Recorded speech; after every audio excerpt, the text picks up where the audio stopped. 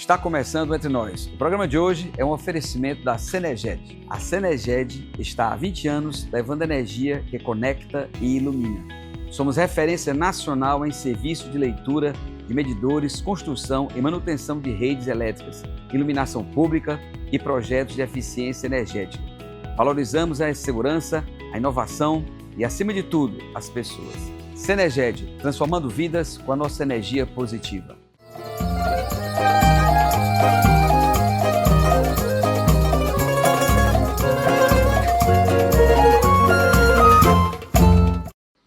Olá, sejam bem-vindos ao Entre Nós, o programa de cultura do jornal Opinião. Hoje, prazer enorme conversar com a Dora Andrade, professora, bailarina, professora de dança contemporânea, coreógrafa e artista, uma grande artista sensível. Dora, é um prazer estar com você aqui. Prazer imenso, professor. Uma alegria imensa estar participando do seu programa. Alegria nossa. Dora, e essa história de Edisca, Dora? Isso é um projeto tão bonito, né? Assim que a gente fica comovido de falar. Muito obrigada. Tá? Muito obrigada. Mesmo. E a sua trajetória, inclusive, né? Obrigada. Eu sou suspeita para falar sobre a Edisca, porque eu também sou apaixonada por tudo aquilo ali. Eu acho que a Edisca, mesmo sendo uma organização muito pequena, né, é uma organização que, para mim, opera um verdadeiro milagre na Terra. Né? Foi muito importante para a minha vida pessoal ter podido o privilégio de ver de perto o que muitos falam à distância, né? Que é o tamanho do capital social que existe nas periferias de Fortaleza, o tamanho do potencial humano dos filhos dos mais pobres. Então, assim, eu me sinto particularmente extremamente honrada de ter podido viver, contracenar, né, com esse povo. Foi e é assim, o espaço que me trouxe as maiores realizações e as melhores emoções. Pois é, nós somos privilegiados, né, Dora? Eu estava vendo que você vem de uma família de professores, né? Sua mãe era pedagoga, seu pai era professor, né? Sim. E você teve um meio, assim, super legal, assim, dessa materialização da arte dentro da sua casa, né? Tinha um piano, também uma biblioteca, né? Que hoje parece que está em desuso nas casas. E também tinha um laboratório de fotografia, de química. Quer dizer, seus pais eram artistas, gostavam de arte, eram amantes da arte, da educação, né? Isso é um privilégio para a gente, né? Tu sabe um monte de coisa, né, sobre de fato, assim, eu acho que fui muito privilegiada de nascer onde eu nasci, né? Eu venho de uma família muito simples, né? Meus pais não são ricos, ao contrário, nunca foram. Classe média alta em alguns momentos, digamos assim. Mas o meu pai, por exemplo, era um homem muito curioso, né? Então, meu pai, ele veio do interior, ele fez escola média de agronomia, né? Eu tenho uma flor que é uma das minhas prediletas, que é a dália, e eu gostava da cor branca e rosa. E ele fez uma enxertíase, tá entendendo? E eu fiquei aguardando. Imagina o que é para uma menina ficar esperando uma flor que ia nascer, que era a sua flor predileta, e que ia nascer com duas cores, e eu achava que aquilo não ia rolar.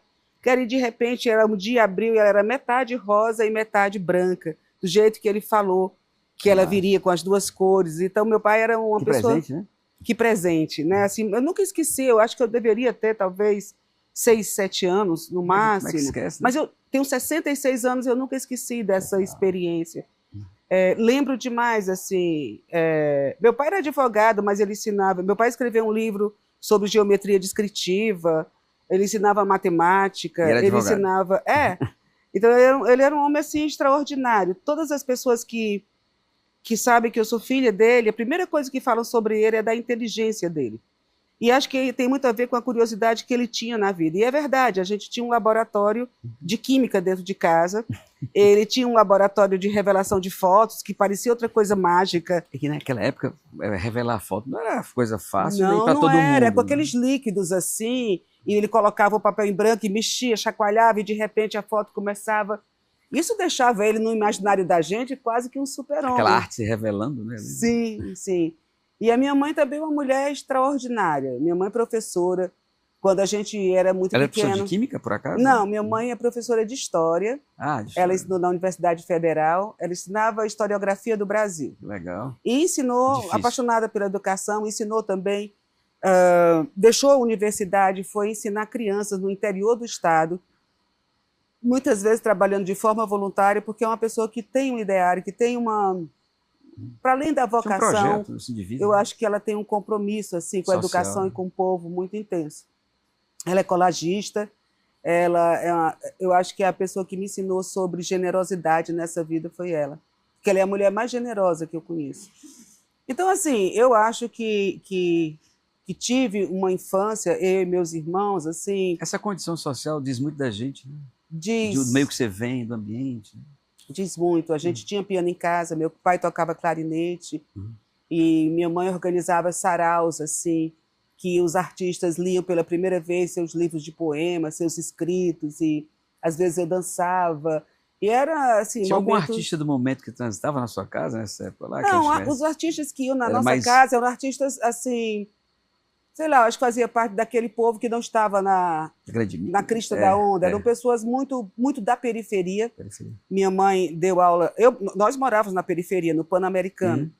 Então, minha mãe dava aula em escolas públicas e os amigos do meu pai e da minha mãe eram pessoas que vinham dessa realidade. Então, não eram os artistas Uhum. bam, bam, bam, mas eram tremendos e, na verdade, o que eu não lembro nem direito, não consigo lembrar da qualidade do que era apresentado, mas eu lembro da delícia que era ter uma noite com muitas pessoas em casa, povoada por poemas, escritas, dança, música e tudo mais. Que Era legal. muito rico. E esse meio todo te fez, aos 10 anos, ir para dança, né? Você foi estudar balé com o Hugo Bianchi, né? Exatamente. Inclusive, eu conheci o Maravilhoso. do Marcos Miranda. Sim, maravilhoso. O eterno mestre, eu acho. O Hugo foi responsável pela formação de várias gerações de bailarinos cearenses, né? Sim. Muitos deles saíram daqui e alcançaram palcos internacionais. Eu acho que a cidade, né, a sociedade tem uma dívida com o Hugo nessa dimensão. Sim. E acho uma pena que qualquer homenagem que venha agora já seja após a partida dele. Porque eu acho que o bacana para uma pessoa que dedicou a vida, né, a essa linguagem, que formou várias gerações de bailarinos, ele deveria ter sido mais reconhecido em vida, né? Concordo. E não após partir. É. Mas a primeira vez que eu recebi flores na minha vida foi do Hugo, nos meus 15 anos. Uma flor com o pai? Sim, 6, 7 anos. mas aquela coisa de Uma chegar flor em com o casa, professor do balé. um ramalhete de flores, nunca tinha acontecido comigo. E a primeira vez foi nos meus 15 anos que o Hugo mandou. Que beleza, que beleza. Uhum. Mas aí, Dora, você logo percebeu que parece que o balé, você não sei se é uma questão da dança em si, ou você parece que não se envolveu tanto com o balé e preferiu a dança contemporânea. Como é que você sentiu isso e como é que foi essa história de eu acho que eu não vou ficar aqui, eu acho que...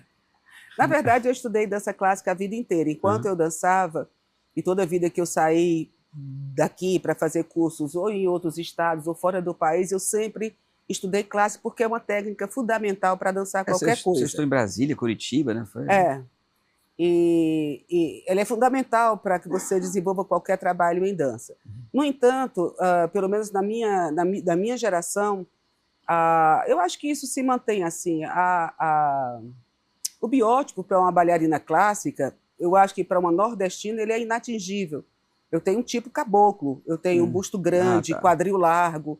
Então eu jamais iria ter aquele biótipo etéreo, sabe? Isso até nos filmes se reproduz isso, né? Aquele Cisne Negro com a Natalie Portman, que é uma israelense, branquinha, enfim, aquela coisa toda, né? Então, assim, aquela estética do europeu, sei lá. Europeia, total. Então eu tive muito conflito com o meu corpo no período em que eu era jovem e estudava dança clássica, porque ele não cabia naquela linguagem, né? E achava lamentável, porque eu via meninas da mesma idade operando as mamas, sabe? Retirando mamas perfeitas para caber num estereótipo que... É sério isso? Que pelo menos para mim sabia dizia... Sim, muitas pessoas fizeram isso, né? Para mim dizia muito pouco, assim, eu nunca tive... Meu primeiro balé foi Gisele, por exemplo, né? E quando eu olhava aquela história, sabe, de Gisele, aquela ninfeta que não menstrua, que não passa fome, me interessavam mulheres mais reais, sabe? Me interessava falar sobre outras coisas. Eu não queria uma coisa de ficção, uma história. Eu queria falar das coisas que me incomodavam, das coisas que estavam em torno de mim. O cotidiano. Porque eu sempre achei que um da razão de existir o artista e a arte seria justamente para tornar visível o que acontece no tempo que lhe foi dado viver. Sim. Né? Então, como que eu podia, sendo nordestina, o Ceará é um estado muito pobre, e há 40 anos atrás, assim, se você pensasse, por exemplo, sobre a mortalidade infantil, era um negócio louco. Então, como é que você pode estar dançando Gisele se tem uma questão tão grave que você pode estar trazendo, sabe, tá usando essa linguagem para denunciar, para fazer com que o espectador reflita sobre questões que são fundamentais. Então, eu fui encontrar o meu caminho na dança, dentro da dança contemporânea, no primeiro momento, por uma história de eu conseguir me adaptar fisicamente melhor àquela linguagem. E depois, porque eu descobri, a partir daí, que eu poderia falar sobre o que eu quisesse, certo? Você faz ideia do que foi para a minha equipe? Ela liberta mais, né? É muito mais aberto, né? Tinha muito, aí temas, eu encontrei projetos, outras coisas. Né? Tu imaginas como foi para a minha equipe? No dia que eu cheguei na Edisca dizendo que o balé que eu iria fazer era sobre o aterro sanitário da cidade, as pessoas assim, interna, ela está louca. Né? Como é que se faz um balé sobre o aterro sanitário?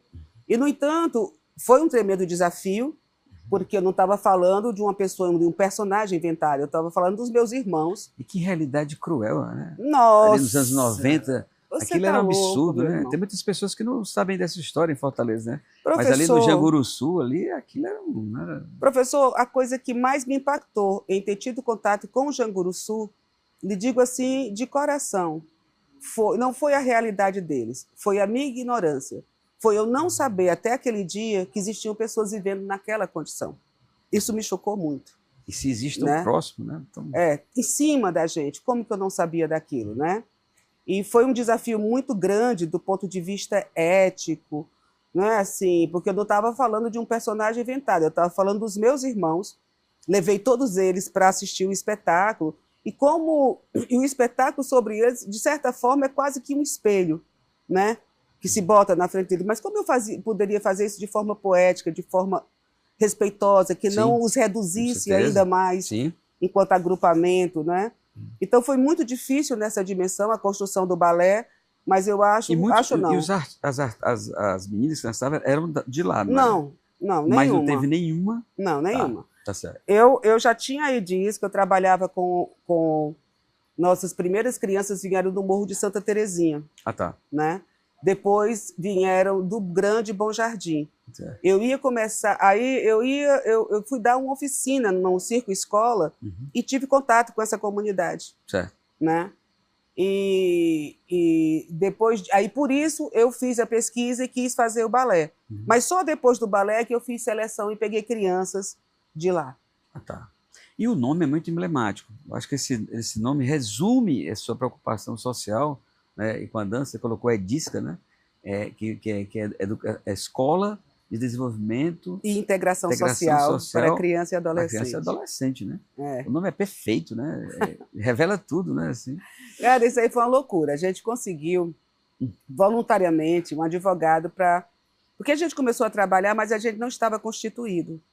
Aí eu consegui, com um amigo político, um advogado para nos ajudar a fazer o estatuto. Aí ele dizia, e o que é esse negócio? Eu dizia, uma escola. Mas uma escola de quê? Aí eu fui dizendo, e nisso criou um nome, né? Que é essa tripa aí. Mas só que o nome é tão comprido que muitas vezes as pessoas não deixam nem eu terminar de falar o nome. Aí a gente resolveu criar a sigla Edisca, que eu não acho boa. Eu acho que o trabalho fortaleceu a sigla, mas a sigla não era boa. Edisca parece uma coisa com, sei lá, acho estranhíssimo. Mas hoje eu acho que o trabalho fala mais alto e Edisca é um nome, virou charmoso. E pegou. Né? Pegou, deu certo. Mas assim, isso me deixa muito impressionado, a sua capacidade de observar isso, de trazer a arte para essa realidade, levar isso, transformar e fazer esse trabalho no Teatro José de Alencar. Por que eu estou dizendo isso? Porque o Teatro de Alencar, ele é um monumento, digamos assim. Quando eu era criança, que eu passava em frente ao meu pai, eu achava que aquele não me pertencia. Eu não era daquele lugar. Aquele lugar era muito grandioso para mim. Eu ficava olhando assim, né? Você imagina você levar um problema social delicado, grave, para dentro do teatro, falar de uma questão social delicada, grave, né? Assim. E aí a questão é, como levar as pessoas a pagar o ingresso e ir ao teatro? essa elite valorizar o teatro, ver esse teatro, dessa realidade tão, não é? Aí já é um outro problema, né? Eu não sei, assim, tem duas dimensões nessa tua pergunta, né? A primeira é sobre essa história do acesso à Casa do Povo, porque o teatro também é dito Casa do Povo. Sim. Né? Antes do Janguruçu, eu fiz 3 espetáculos, mas os espetáculos que antecederam o Janguruçu, eu não abria para o público em geral, eu só abria para as comunidades atendidas. Eu queria que a galera tivesse essa experiência, sabe? Sim, sim. De entrar no teatro, de ver um espetáculo de qualidade e ver que os bailarinos que estavam dançando eram seus filhos, era seu primo, era da comunidade, era uma experiência fantástica. Isso é de vocês, o teatro é de vocês. Exato. Então, assim, era lindo de ver aquele povo, sabe, todo com a sua roupa domingueira, as crianças de cachinho, assim, cheio de babado, sabe? Teve um dia que tinha um senhor que tinha tomado umas para poder segurar a emoção. E no meio do balé se levantava e dizia, minha filha, sabe? Eu achava que tudo aquilo era muito lindo, mas não foi fácil para o teatro nos aceitar. Eles tinham muito medo de que as crianças causassem dano, que, enfim, os primeiros balés, assim, a gente foi complicado, mas depois eles viram que são crianças perfeitas, maravilhosas, super disciplinadas, educadas, e deu tudo certo. Com relação ao público, à sociedade em geral, eu acho que o Janguruçu foi uma espécie de fenômeno, assim, porque, de fato, eu não sei até quanto a sociedade, assim, as pessoas mais ricas da cidade estão interessadas nessas realidades, em absorver essas realidades, e quanto isso gera, sei lá, prazer, alegria, estar usufruindo daquilo ali. Não, eu não sei. Mas o fato é que a gente fez uma divulgação como todas as outras, só que primeira vez aberta ao público, e eu estava passando, fazendo as últimas afinações para começar o espetáculo, e eu vi o pessoal passando agoniado com muitas cadeiras, saindo do palco para a plateia. E eu não sabia o que estava acontecendo. E o que estava acontecendo é que o teatro estava super lotado, eles já estavam levando cadeiras extras, não foram suficientes, e houveram dias que a gente fez 2 espetáculos, tá entendendo? E botamos telão para o Jardim do Teatro, e lá ficou cheio de gente para poder assistir, porque a gente não tinha condição de fazer um terceiro espetáculo. Né? Por isso que eu falo que foi algo, do meu ponto de vista, assim, algo do campo do fenômeno. E isso abriu, de forma definitiva, eu acho, que uma trilha, um caminho para que a Edisca pudesse correr com as suas montagens. Né? Nos demais espetáculos que sucederam ao Janguruçu, a gente sempre teve um sucesso de público muito grande. E eu vi. E foi a partir daí que eu comecei a ver, dar um outro olhar à dança, te juro. Me pegou muito. Aí depois, Dora, você... Hein, Levi, nós temos a imagem aí, né, Levi, do Janguruçu, né? Eu não sei se é um trecho do vídeo. Tá aí, Dora, tá vendo? Não é? Ah, é lindo. Né? Isso aí é a abertura do balé. Abertura do balé, né? É um anjo que desce do céu para ver a dor humana. E o final do balé sobem 3 anjos com asas de lata, de lixo, de coisas recicladas. É bem legal esse link, sabe, do céu para a terra e da terra para o céu, que está na abertura e no fechamento do espetáculo. Uma maravilha, né? A gente teve o Marcelo Santiago, que criou o guarda-roupa e desenvolveu toda a ambiência cênica. A trilha também, o Chico participou. Foi um trabalho feito... Eu sempre participo assim, das montagens de trilha, mas quem tocou isso aí foi o Chico Salles. Acho também uma trilha extremamente feliz. E é um espetáculo muito forte, assim, e que fala de uma verdade incontestável. Né? Existem vários agrupamentos em todos os lugares do mundo vivendo dessa forma, né? Sobrevivendo através do que se joga fora. Espetáculo maravilhoso. E aí, é interessante essa questão da dança, porque geralmente as pessoas atrelam a dança a uma música, né? Mas nem sempre, né? Algumas danças são, acho que, fundamentalmente ligadas ao som, à música, né? O jazz, por exemplo. Tal. Mas nem sempre. Você pode dançar sem música, né? Você pode brincar com poesia, com a música, com palavras. né? Pode. Assim. E essa relação do corpo é muito profunda. Depois eu estava observando umas com outras danças de fora também, né? Tem umas pessoas que têm um domínio do corpo que passa as informações, passa o que quer dizer com o corpo, né? Isso é complexo, né? Sem palavras. É muito, é muito. E é muito lindo, assim. Eu sou muito apaixonada pela dança. Eu fiz uma viagem para a Indonésia, alguns anos atrás, e fui viajar pelas áreas de templo, né? E lá eu vi, assim, tive a oportunidade de reconectar esse movimento humano da arte no sagrado, né?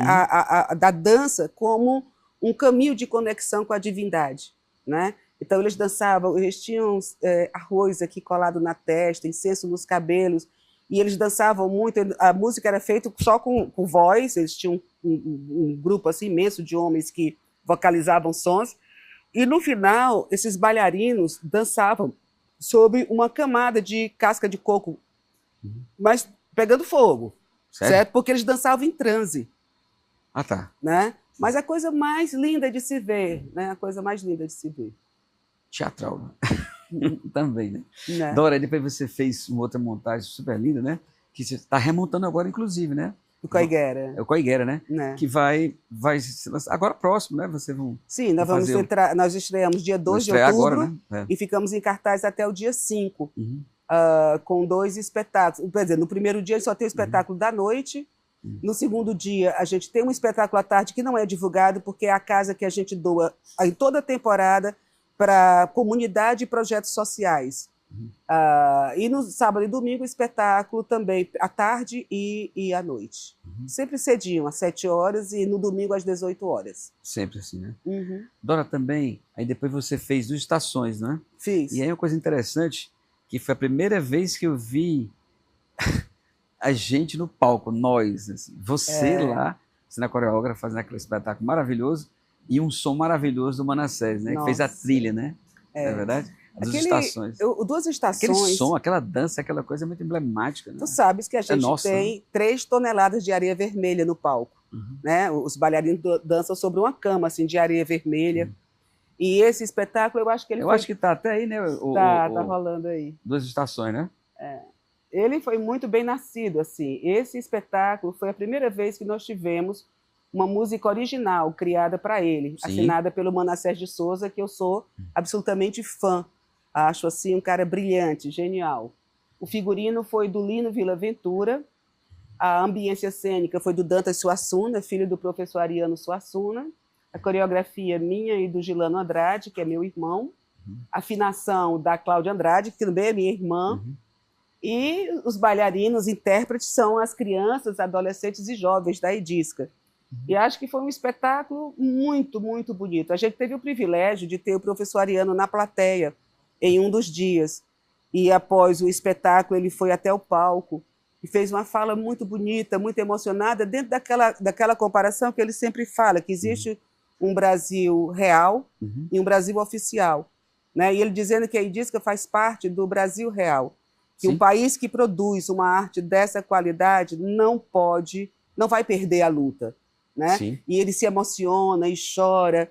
E foi muito lindo e muito honroso para a gente, o espetáculo, né? Ver uma pessoa como Ariano, que eu sou absolutamente fã, falando com tanto respeito, não é, sobre o trabalho que a gente realizou. Foi extraordinário. E vindo do Ariano, né?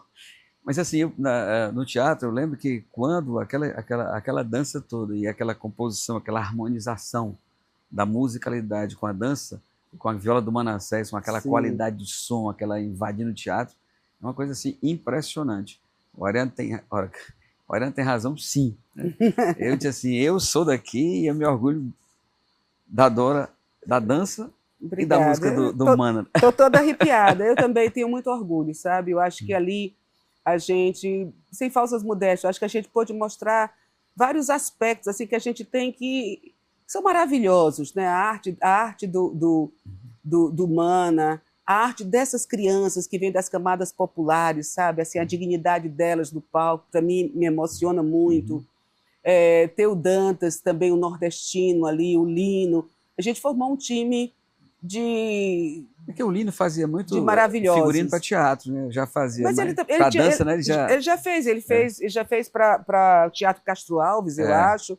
Né? E ele assinou 3 figurinos da Edisca.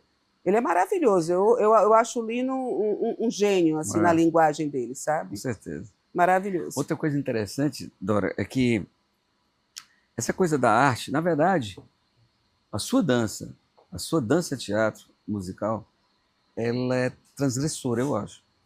Eu gosto disso. Ela é uma arte transgressora. Na verdade, a arte é transgressora. Sim, ela precisa transgredir. A cultura deve manter, perpetuar a cultura, a tradição, a língua, na verdade, mas a arte, ela é cultura, mas ela transgride. Tem ela essa mostra... característica, né, de transgredir. E ao fazer o que você faz, é uma transgressão, no sentido de bom da coisa. A arte Sim. fazendo arte, a arte pulsando arte, Sim. a arte criando arte que pensa, que pulsa, que fala, Sim. que se aglutina com outras artes, né? Assim, não só a dança, mas a dança com outros artistas, né? Tal. Isso é muito bonito. E nosso, todos daqui da nossa terra. E que o nosso teatro merece, né? Um teatro maravilhoso, né? Que nós temos. Acho demais. Eu acho que falar do nosso povo, né? Falar das nossas riquezas, que são imensas, né? Que são tantas, porque o próprio, assim, voltando para o Duas Estações, eu acho que assim, a música, se você pegar a música isolada sozinha, ela já é um banho, assim, você pode perfeitamente, por exemplo, consumir aquilo ali, não vinculada ao espetáculo, ela sozinha é maravilhosa de se ouvir, a trilha do balé, né? Você vê o guarda-roupa do Lino, merecia ser exposto, sabe? Assim, o trançado, saias feitas de palha, o crochê feito na palha, um trabalho primoroso, sabe? Do detalhe. Sim. Não é?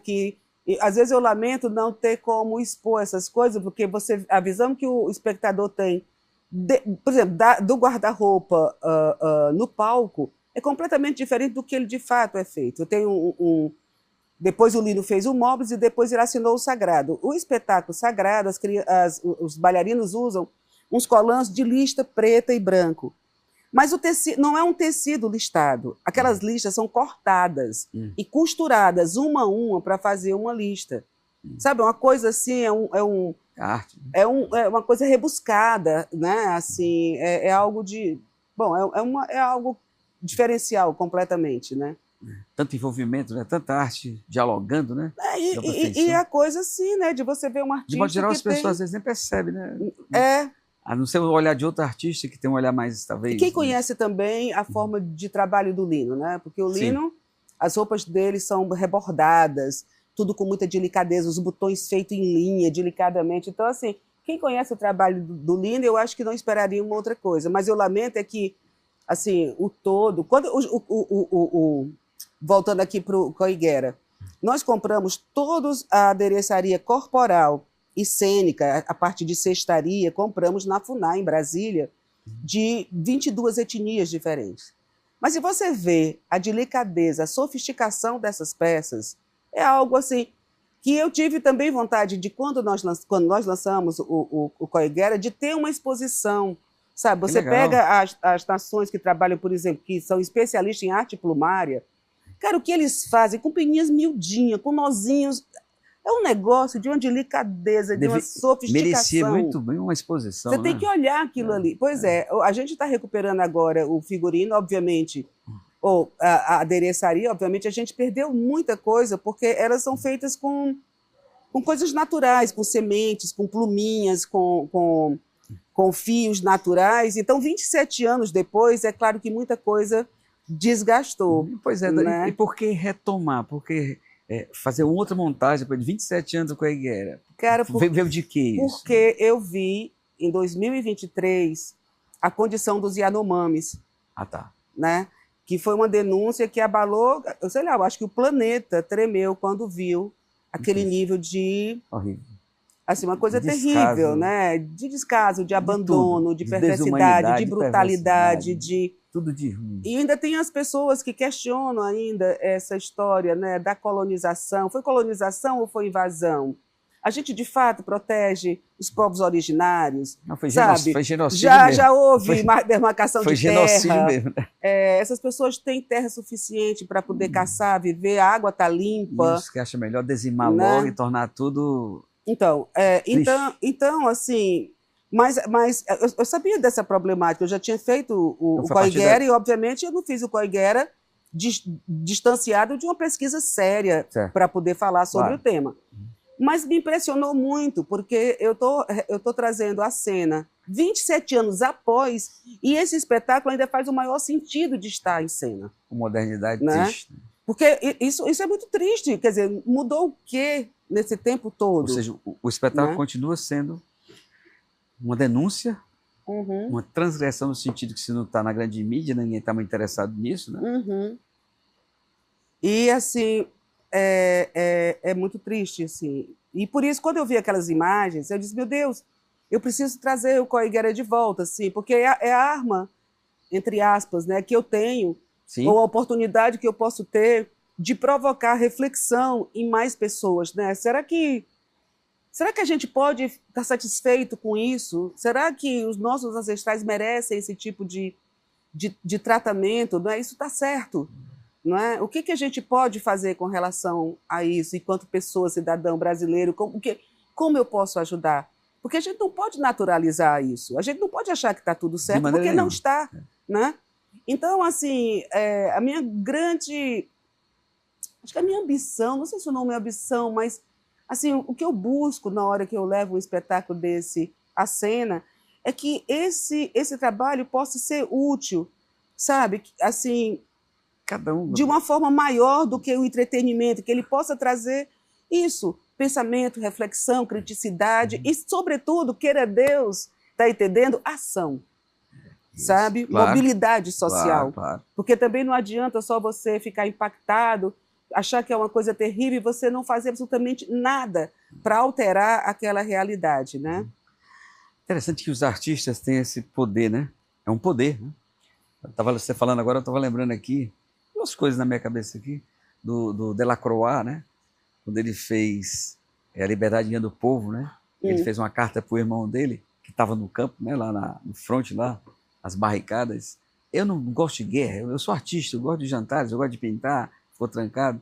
E queria, sei lá, homenagear os revoltosos lá na França. E ele fez A Liberdade do Povo, né? Assim, sim. Que é um quadro que foi colocado 20 anos no porão do museu. Depois que os franceses perceberam que ele colocou o povo ao redor, né? O povo nas barricadas. E aquilo era falando da identidade dos franceses, né? Aí você fala...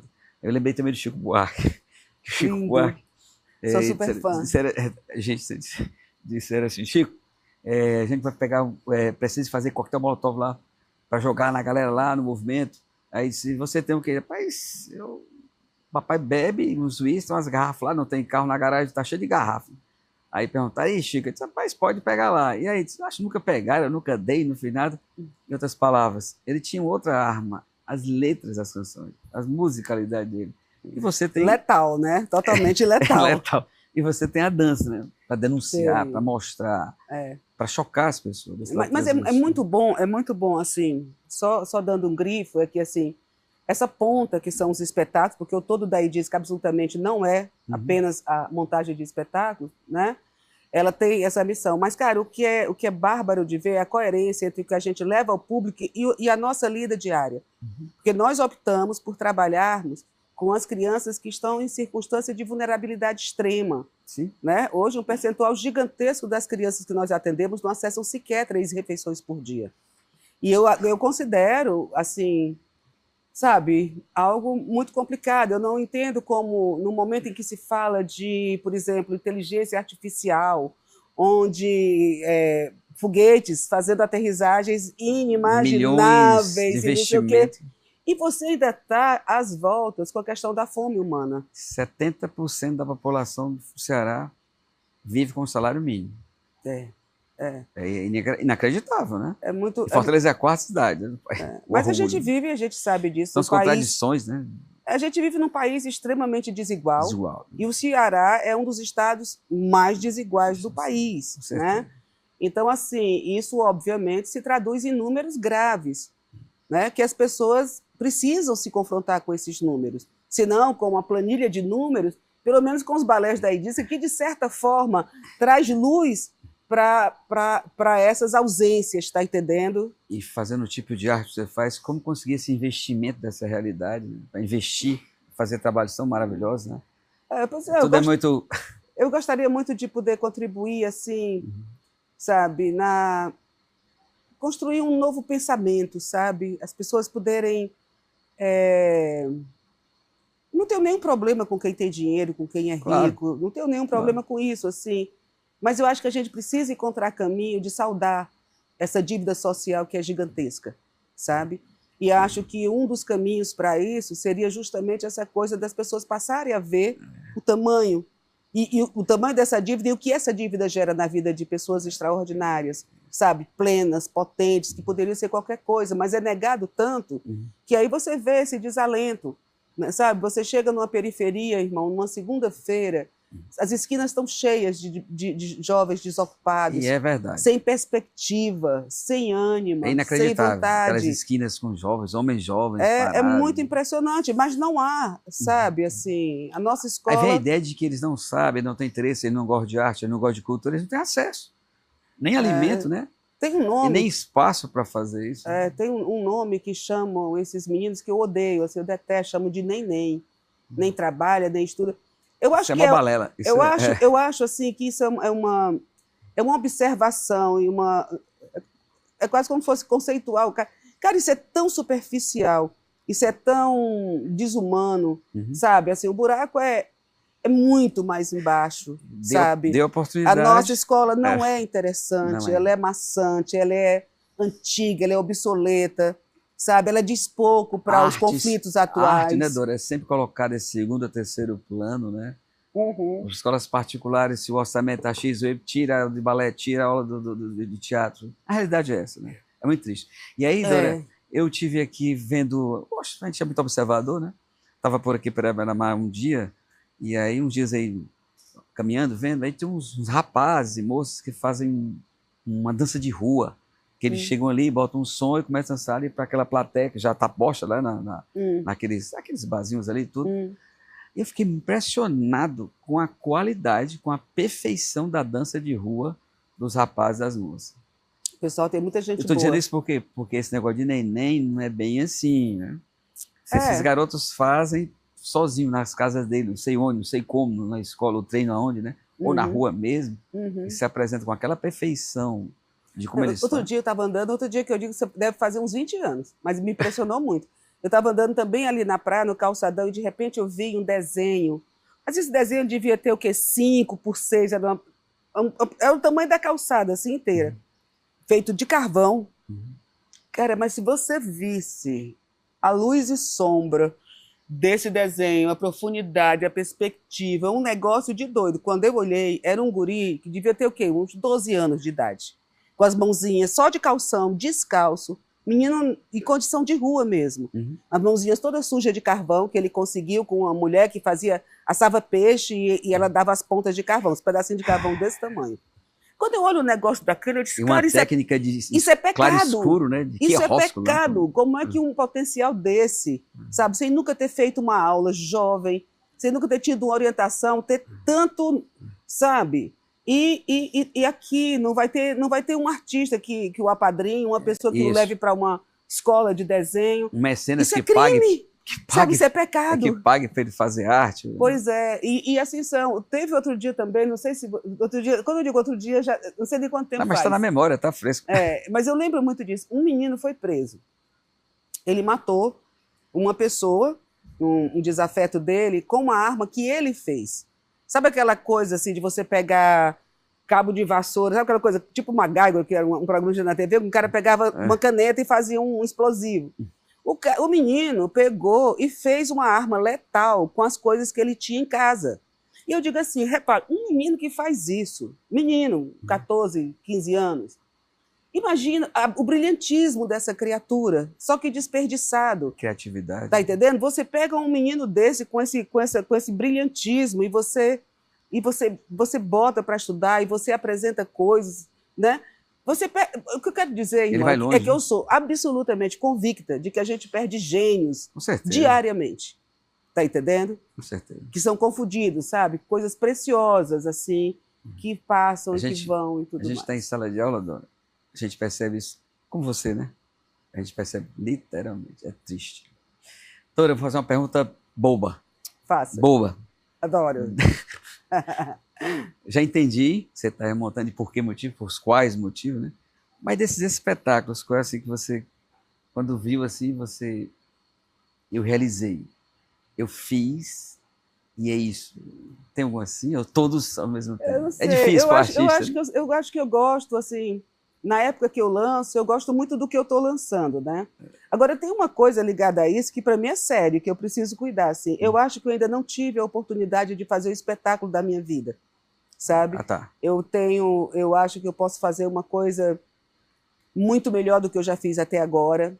Acho que a gente tem como criar um espetáculo com potência para entrar no cenário nacional e a gente ter finalmente uma companhia de dança local. Fortaleza é uma cidade que nunca, historicamente, teve um balé oficial. Nunca houve o balé, não tem um balé da cidade de São Paulo, nunca teve o balé da cidade de Fortaleza. E também nós não conseguimos ter uma companhia privada que alcançasse o cenário nacional como Grupo Corpo, né? Que ele não é uma companhia vinculada ao Estado, mas ele é o máximo, né?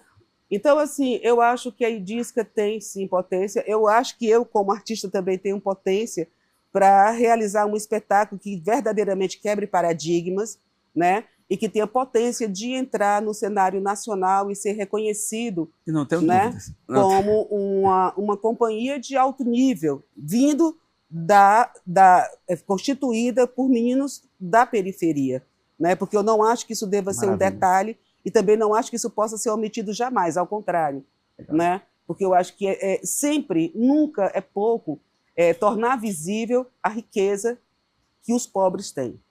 Maravilha. Eu não tenho dúvidas que você vai conseguir. Axé. E os políticos, o poder público que nos está assistindo, e os mecenas, os apoiadores aqui. O projeto é maravilhoso. Agora é um prazer muito. ter aqui você com a gente. Imenso. Eu estou super feliz. Foi uma delícia conversar com você. Bate-papo informal.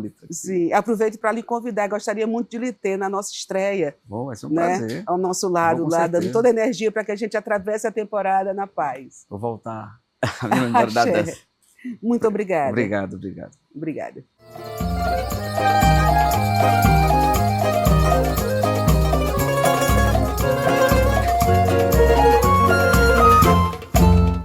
O programa Entre Nós é um oferecimento de Seneged. Transformamos vidas com a nossa energia positiva.